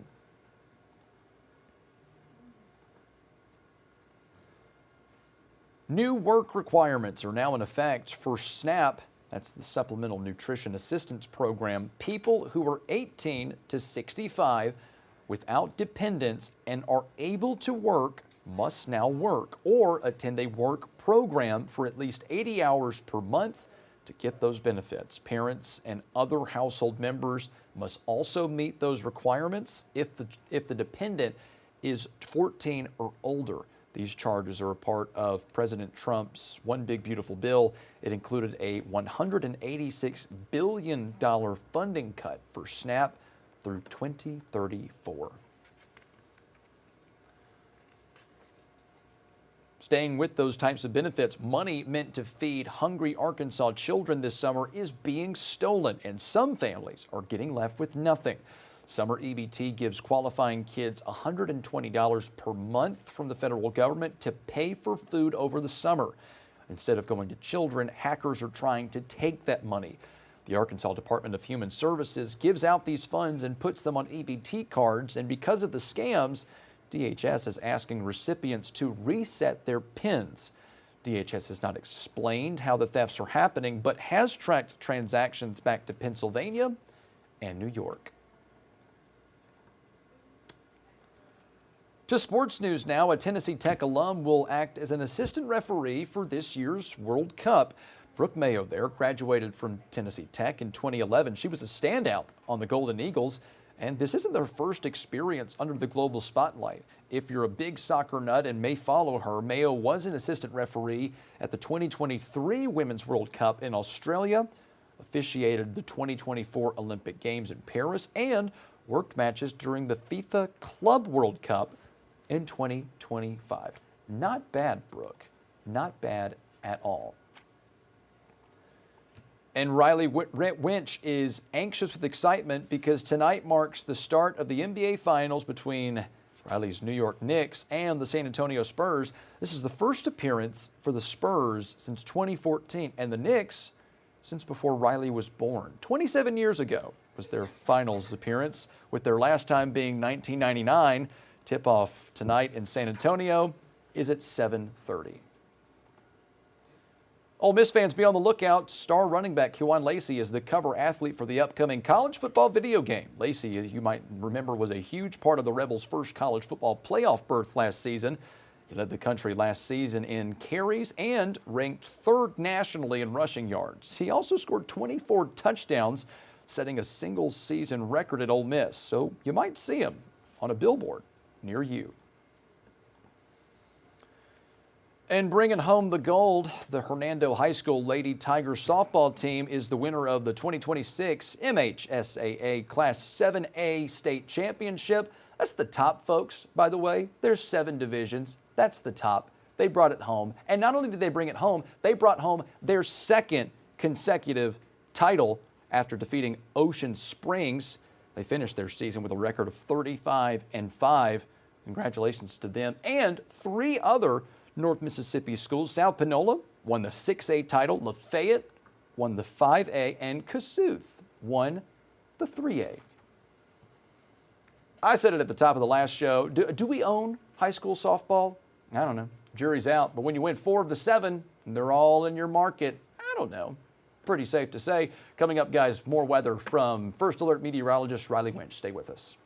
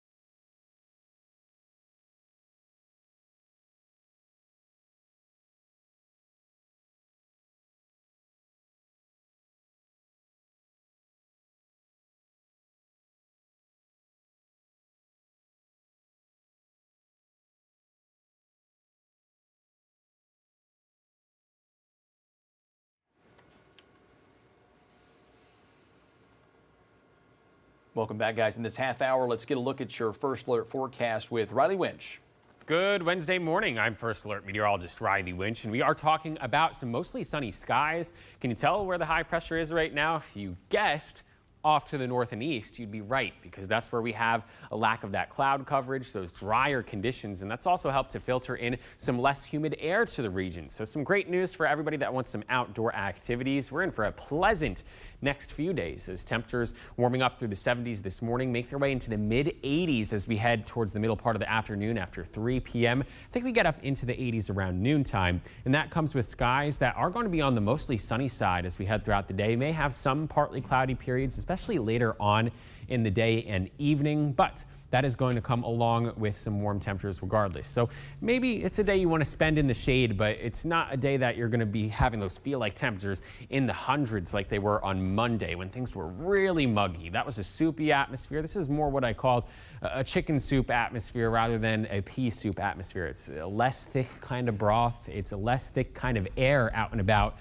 in the atmosphere, and that comes along again with temperatures in the 80s, but it doesn't feel all that muggy out there, which is some good news for anyone that wants to get outdoors. Rain chances remaining very low across the region. We're just talking about a couple passing clouds into the overnight hours. Temperatures falling down into the 60s. We do warm up tomorrow once again into the mid 80s for highs during the middle part of the afternoon after reaching the 80s around noontime. That's the common trend the next couple of days.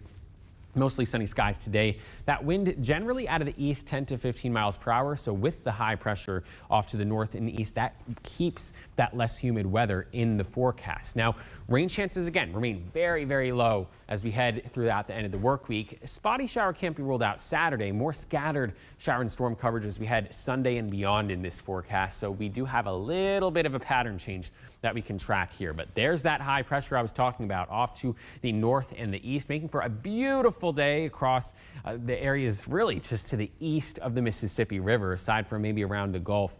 That is where we are seeing a little bit of that cloud and shower activity. But we are talking about the winds that are going to shift from the south now as we head into the later part of this week. I think Thursday is going to be on the comfortable side, warm with some sunny periods. But as we head into the weekend, some more clouds start to filter in. We do get the chance at a spotty shower that does come into play as we head towards the day on Saturday. It's going to be more humid, though. That's the main thing we're going to notice across the area before we do have that shower potential increasing as we head into next week. But this is the reason why we are going to get a little bit more humid, because that high kicks off to the east a little bit. We get a wind out of the south, and that taps into the Gulf moisture, brings it to the north, and we're just talking about a humid atmosphere out there as we head into the weekend and the early part of next week as well. So that's something we're going to be watching very closely, and because of that, the muggy meter ticks up a notch. We're talking about muggy conditions coming into play by Saturday, so any plants outdoors, you might notice it feels a little bit more muggy than it did the past few days. Then we're going to be approaching steamy territory early part of next week as we get the chance for some of those pop-up showers and storms that come into play. But when we do have that humidity go up, the feel-like temperature goes up as well. Warmest it feels like as we head into the end of the week in the 80s, but by the weekend starting to feel like the upper 90s out there. So it's going to feel a little bit muggy, not quite as muggy as where we were on Monday, however, the humidity's coming back, and you really can notice that with the overnight lows. We wake up around sunrise in the middle 60s tomorrow morning, Friday morning. By Saturday morning, coolest temperature during the day is going to be around 70 degrees after sunrise. Mid 70s is the lowest temperature by the time we head into many of the days next week. That comes along with those scattered showers and pop-up storms that we'll have to contend with as well. So definitely entering a summer-like pattern, periods of sunshine each day, but we are going to see that humidity come back. It is June after all, so we'll take all the low humidity days like today that we can get as they come.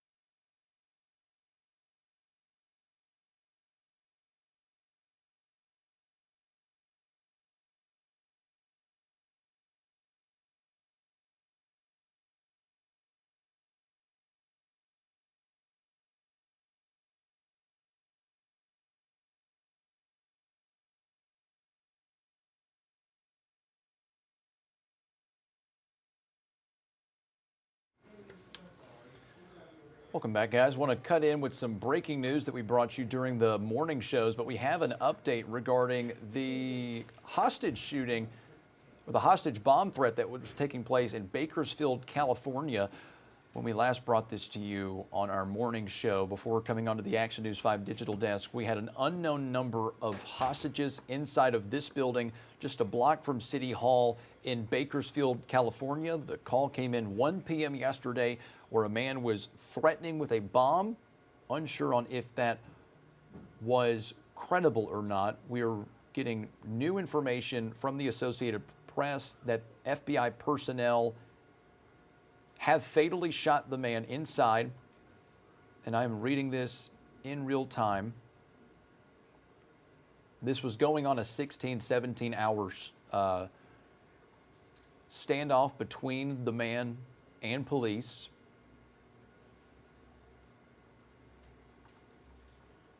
Again, reading this in real time, folks, just to make sure that we get everything correct. Currently, it looks like that's all we have, folks, on this situation. This is aerial footage from yesterday that shows the police presence. It got a bit heavier once more time obviously went into the night. The FBI took over as sort of the spearhead for the perimeter for the police presence there around 11 last night, just before midnight our time. And so it looks as though FBI personnel have fatally shot the man inside, waiting to see if the hostages are going to be taken out of the building. What their state is, we were told trauma tents were set up on site to help with those who were being released from the building. 2 people were released from the building during negotiations between crisis negotiators and the man inside. Very ongoing story, very active story right now. Would not be surprised if this is in national coverage on NBC later this evening after Action News 5 at 5 o'clock. Going to take you into another story that we're following. So the World Health Organization has declared an outbreak of Ebola in Central Africa that we've been reporting on for over a week now. They've now deemed it a public health emergency. A rural hospital in the Democratic Republic of Congo is running out of room for patients amid the outbreak, but more treatment centers are being built. Clarissa Ward from CNN has more from Africa.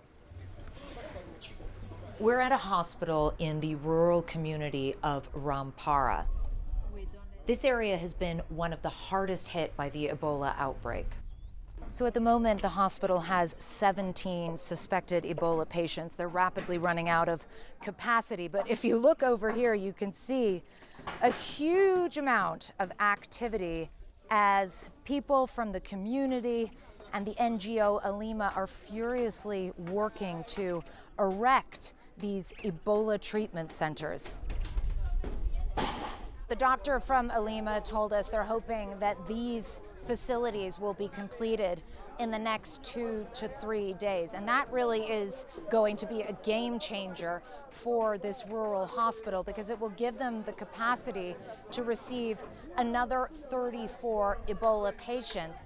And it's really interesting, if you take a look at the way these treatment centers are being built, they are incorporating a lot of the lessons that have been learned from previous Ebola outbreaks. So I want to show you what each room here looks like. You've got the tap outside, of course, make sure that people are washing their hands the whole time. Each room has its own bed. Each patient has, crucially, of course, as well, their own toilet. But the really interesting part is right here. This paper will come off, and it's transparent glass, which allows the doctors to get up close and see the patients without endangering themselves. This is what it looks like from the doctor's perspective. This is the entrance they come into. They can see through, see the patients. It's pretty incredible. It's interesting because despite the fact that this community has been ravaged by this virus, the mood here among these people who are all local, who are taking pride in the fact that they are participating in building and contributing and protecting their community. They have been singing, they have been laughing, they have been joking around, and honestly, against the backdrop of so much misery, it's been really wonderful to see. That was Clarissa Ward reporting for CNN. Great insight there. In other international news, Google apparently does more than help with searches and create smart products. Get this, folks. The tech giant is seeking permission to release 64 million so-called good mosquitoes in Florida and California in order to slow down the spread of diseases. Google says they've engineered male mosquitoes that are sterile and carry a naturally occurring bacteria that will keep female mosquito eggs from hatching. Here's Kennedy Mason with that report. It sounds unusual, but experts say the plan is safe and could help reduce mosquito-borne illnesses. The deadliest animal in the world kills more people each year than every other animal combined, makes hundreds of millions of people sick, and is half the length of a staple. It's the mosquito.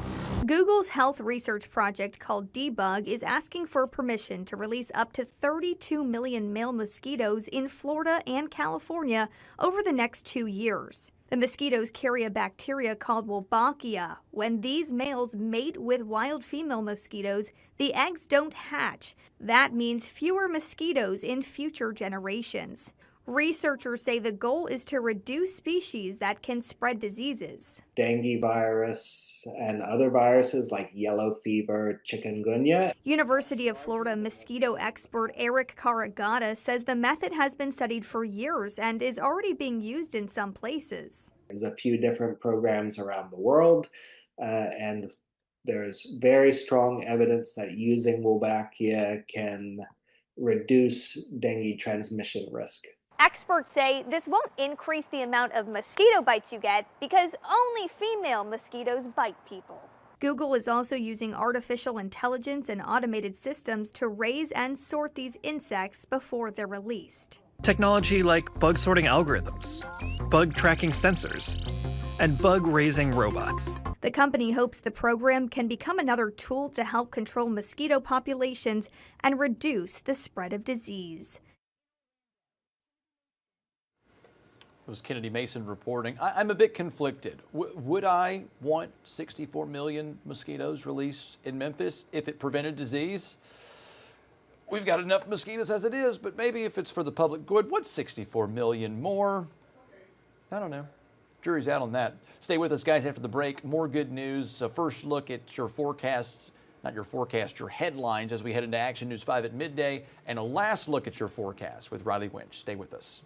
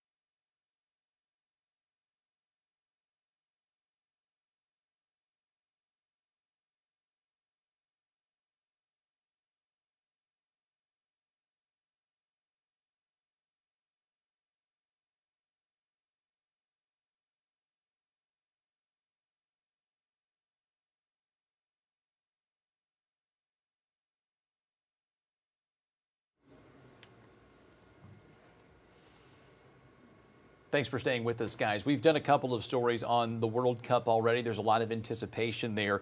But some of these matches will be taking place in Boston. And the city announced Tuesday that a major stretch of roadway will remain closed when Boston hosts some of the World Cup matches, as Charmin Sacchetti reports.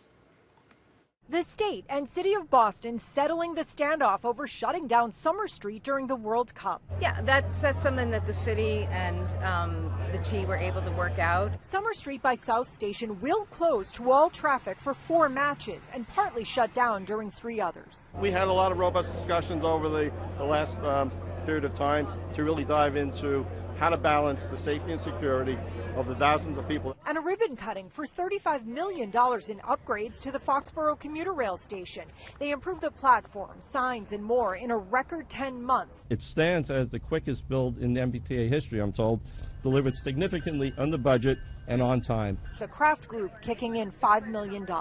It will serve commuters heading to work, families visiting the area, and fans. The governor also trying to extend last call to 3 in the morning during the World Cup so fans can celebrate. I want people to be able to make the most of this experience. The T will run until 4 in the morning during the weekend match, but only 2 in the morning during the week. The reason we can't do more right now is just really the need to be ready for the next morning service, to do that so frequently.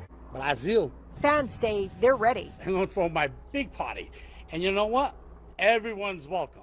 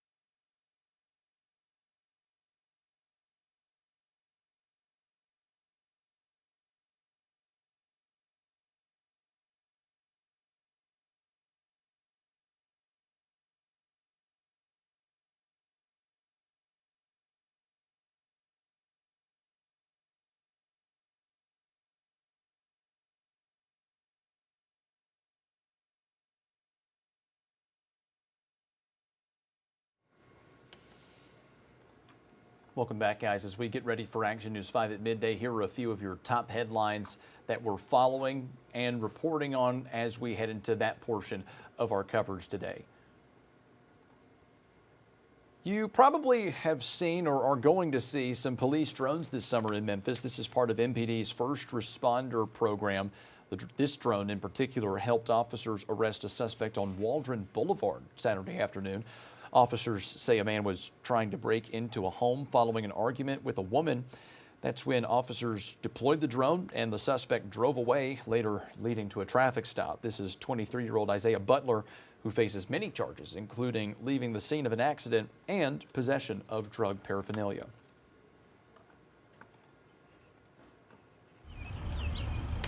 Suspects in a drive-by shooting in South Haven, Mississippi are due in court today. We've been telling you about this for a few days now. 7 people, including 2 minors, face charges ranging from, of course, drive-by shooting, but also aggravated assault and felon in possession of a firearm. South Haven police say multiple vehicles were hit, but no injuries were reported, thankfully. This exclusive video we're bringing you shows significant police presence during the time of the shooting last week outside of a home near the shooting site at Gibbons Cove. Staying in DeSoto County for this tragic story, a 13-year-old boy has died after falling into a lake in Walls. Deputies rescued the teen from the water and rushed him to a hospital where he later died. A local swim instructor says tragedies like this highlight the importance of water safety and swim education, especially during the summer months. It's still unclear what caused the teen to fall into the lake. According to the American Academy of Pediatrics and the American Red Cross, parents should always tell their kids to not swim unless adults are present. According to city and police data, crime in Memphis is down 40% compared to last year. But with summer approaching and crime trends on the rise in recent months, questions remain about whether those reductions can last. Law enforcement agencies say they'll continue using technology, targeted enforcement, and additional resources to keep crime down throughout the summer. Research shows that even an 18-degree increase in temperature can lead to a 9% increase in risk of violent crime, leading to more crime in warmer months. A standing room only town hall in Whitehaven last night as years of frustration came to a boil stemming from the long-delayed construction of Elvis Presley Boulevard. Construction of the middle segment right in front of Graceland started last April. The project includes new sidewalks, storm drainage, paving, and landscaping. That portion of the project is not scheduled to be complete until next year, but the entire project isn't scheduled to be done until 2031. Those are your top headlines heading into midday. Let's get a final look at weather with First Alert meteorologist Riley Winch. Good Wednesday morning. I'm First Alert meteorologist Riley Winch, and we are talking about some mostly sunny skies. Can you tell where the high pressure is right now? If you guessed off to the north and east, you'd be right, because that's where we have a lack of that cloud coverage, those drier conditions, and that's also helped to filter in some less humid air to the region. So some great news for everybody that wants some outdoor activities. We're in for a pleasant next few days as temperatures warming up through the 70s this morning, make their way into the mid 80s as we head towards the middle part of the afternoon after 3 p.m. I think we get up into the 80s around noontime, and that comes with skies that are going to be on the mostly sunny side as we head throughout the day. May have some partly cloudy periods, especially later on in the day and evening, but that is going to come along with some warm temperatures regardless. So maybe it's a day you want to spend in the shade, but it's not a day that you're going to be having those feel-like temperatures in the hundreds like they were on Monday when things were really muggy. That was a soupy atmosphere. This is more what I called a chicken soup atmosphere rather than a pea soup atmosphere. It's a less thick kind of broth. It's a less thick kind of air out and about in the atmosphere, and that comes along again with temperatures in the 80s, but it doesn't feel all that muggy out there, which is some good news for anyone that wants to get outdoors. Rain chances remaining very low across the region. We're just talking about a couple passing clouds into the overnight hours. Temperatures falling down into the 60s. We do warm up tomorrow once again into the mid 80s for highs during the middle part of the afternoon after reaching the 80s around noontime. That's the common trend the next couple of days.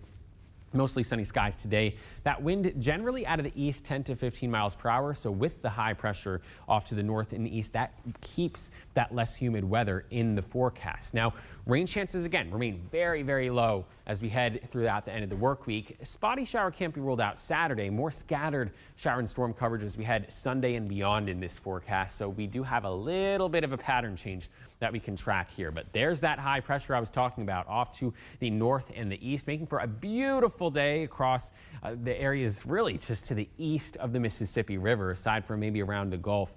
That is where we are seeing a little bit of that cloud and shower activity. But we are talking about the winds that are going to shift from the south now as we head into the later part of this week. I think Thursday is going to be on the comfortable side, warm with some sunny periods. But as we head into the weekend, some more clouds start to filter in. We do get the chance at a spotty shower that does come into play as we head towards the day on Saturday. It's going to be more humid, though. That's the main thing we're going to notice across the area before we do have that shower potential increasing as we head into next week. But this is the reason why we are going to get a little bit more humid, because that high kicks off to the east a little bit. We get a wind out of the south, and that taps into the Gulf moisture, brings it to the north, and we're just talking about a humid atmosphere out there as we head into the weekend and the early part of next week as well.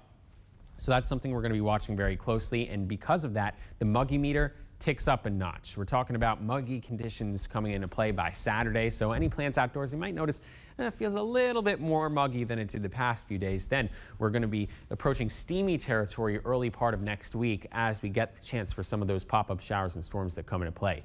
But when we do have that humidity go up, the feel-like temperature goes up as well. Warmest it feels like as we head into the end of the week in the 80s, but by the weekend starting to feel like the upper 90s out there. So it's going to feel a little bit muggy, not quite as muggy as where we were on Monday. However, The humidity's coming back, and you really can notice that with the overnight lows. We wake up around sunrise in the middle 60s tomorrow morning, Friday morning. By Saturday morning, coolest temperature during the day is going to be around 70 degrees after sunrise. Mid 70s is the lowest temperature by the time we head into many of the days next week. That comes along with those scattered showers and pop-up storms that we'll have to contend with as well. So definitely entering a summer-like pattern, periods of sunshine each day, but we are going to see that humidity come back. It is June after all, so we'll take all the low humidity days like today that we can get as they come.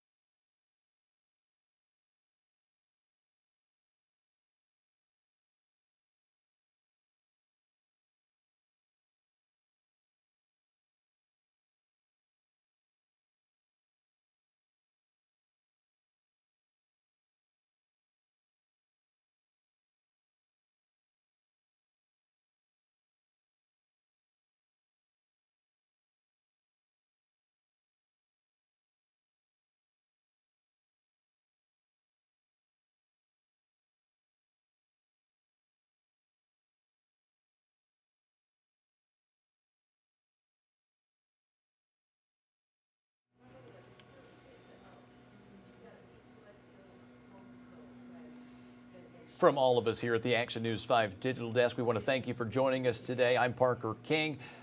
Your latest headlines, your look ahead at weather, and more headlines from across the country are coming up on Action News 5 at midday with Jerry Askin.